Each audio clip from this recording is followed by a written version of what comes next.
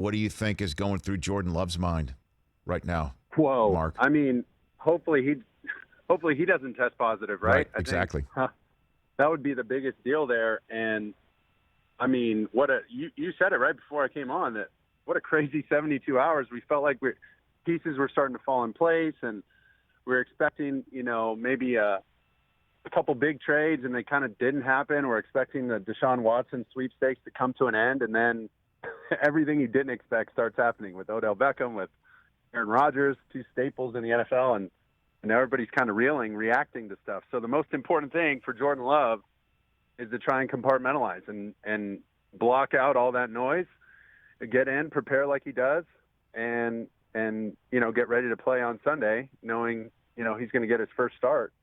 And thankfully, he's had a ton of time. He's had a ton of reps in the system. It's not like this is week one, his rookie year. He's going to benefit from watching Aaron play this last season and a half. So if he can just hone in on that, focus on those details, I'm sure that Matt LaFleur will get him ready to roll. I mean, you've had many roles in your time playing quarterback in the NFL, Mark, from franchise face and hope of a city and two-time championship game quarterback to backup quarterback who had to win games. So how difficult was it for Geno and Cooper Rush and Mike White and Trevor Siemian to do what they did this past week? That last weekend, 4 dudes all coming out with W's, I believe. I mean, that is unheard of. And especially, it's different when you go into the week knowing you're going to play. Mm-hmm. But when you have to go in, like when I went in against Houston, when we're in Philly and Foles goes down with a shoulder injury back in whatever that was, 14, 15, I can't remember. But you go in mid-game, and the first play we called was like a deep post and a deep cross. I mean, this is like coming off the bench cold, shooting three-pointers, and you're a little nervous, like, dang, I could have used a couple more warm-up throws. I could have used a full game plan and all the reps during the week, but at that point, nobody cares.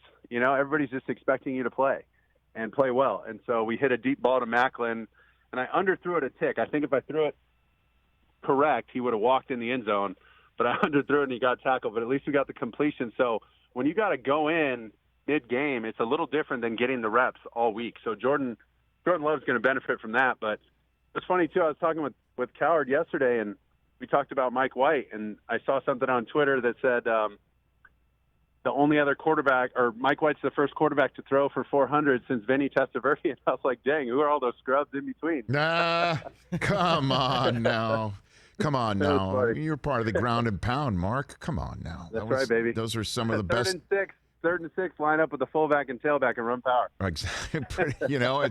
It's kind of crazy, dude. And White is the only quarterback who's thrown for 400 yards in his first career start, other than Cam Newton. That's it. That's the list. It's unbelievable. I would have never thought Cam would be in that stat either. That one blew me away. Well, he came in, as you know, like a house of fire, iconic and entertaining as he promised he would be. And, and now, so, Mark Sanchez here on the Rich Eisen Show. Rich, real quick, Mark, you had a 369. There you go. In 2011, week 3. There you go.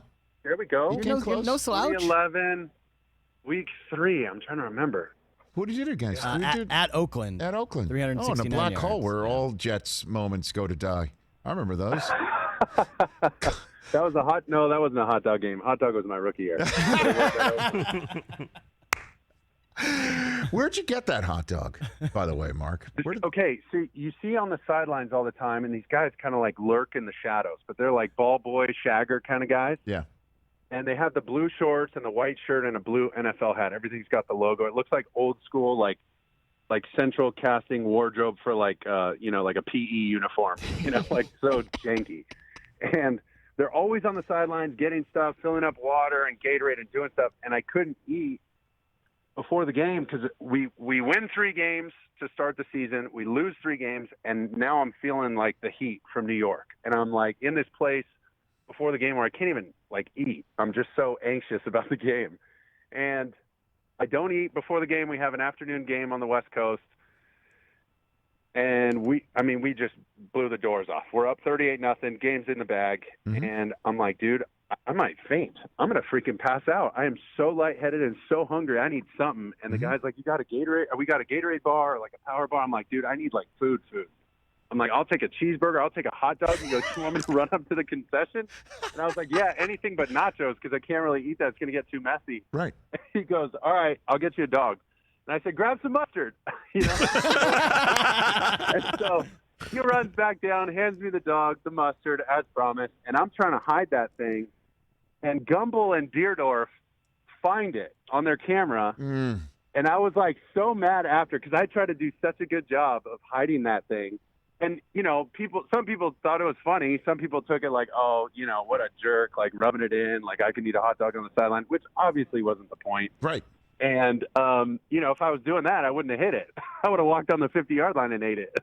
So it was just, yeah, so that was it. Maybe they should cater. Gave me a hard time. Maybe if there was a blue tent now, that you could just say, hey, just put this thing up and, cater it. That's the way to do it. You know what I mean? Go down and, like a move green your room. shoulder around like, ooh, I think I heard something, Doc. Why don't you come in and check it out? And then you got a full buffet spread in there. And bring some mustard and relish. Yeah, exactly. And some cheese fries.